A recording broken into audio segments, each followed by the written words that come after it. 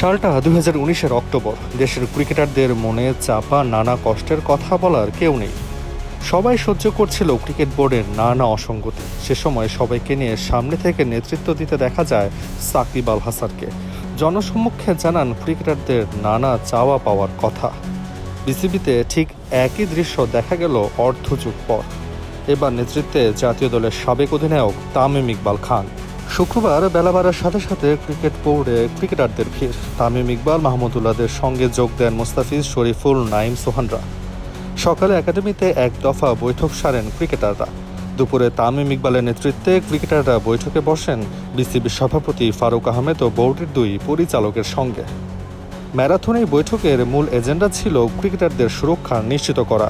ডিপিএল-এর বিভিন্ন বিতর্কিত ইস্যুতে খেলোয়াড়দের জড়ানোর প্রতিবাদ জানায় সবাই।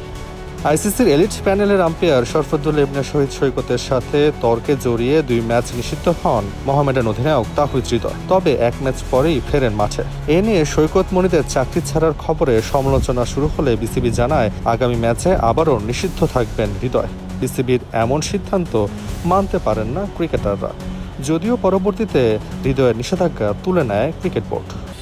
আম্পায়ার, ম্যাচ রেফারি মিলে তাকে সাসপেন্ড করেছেন। হ্যাঁ, ব্যক্তিগতভাবে আমরা মনে করতে পারি যে ডিসিশনটা ওয়াজ হার্শ, বাট এটা নিয়ে আমরা কিন্তু কেউ কোনো সময় কোনো কথা বলি নাই।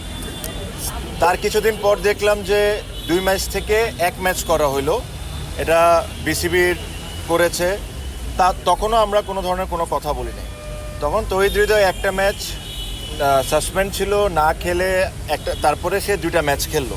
সো বেসিকলি ওর যে পানিশমেন্টটা ছিল সে কিন্তু অলরেডি সার্ভ করে নিয়েছে। তারও আগে গুলশান ও শাইনপুকুরের ম্যাচে 2 ক্রিকেটারকে নিয়ে ফিক্সিংয়ের গুঞ্জন উঠলে তদন্ত নামে বিসিবি।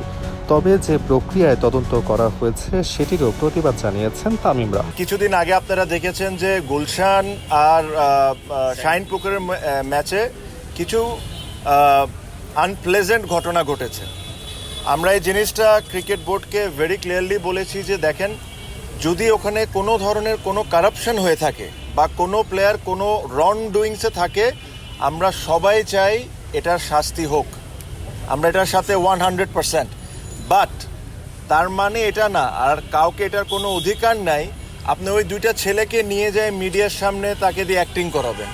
নানা ইস্যুতে জর্জরিত ক্রিকেট পাড়া যেন বিধ্বস্ত এক প্রতিষ্ঠান। একদিকে জিম্বাবুয়ের বিপক্ষে টেস্ট হার, অন্যদিকে ঘরোয়া লিগের নানা বিতর্ক।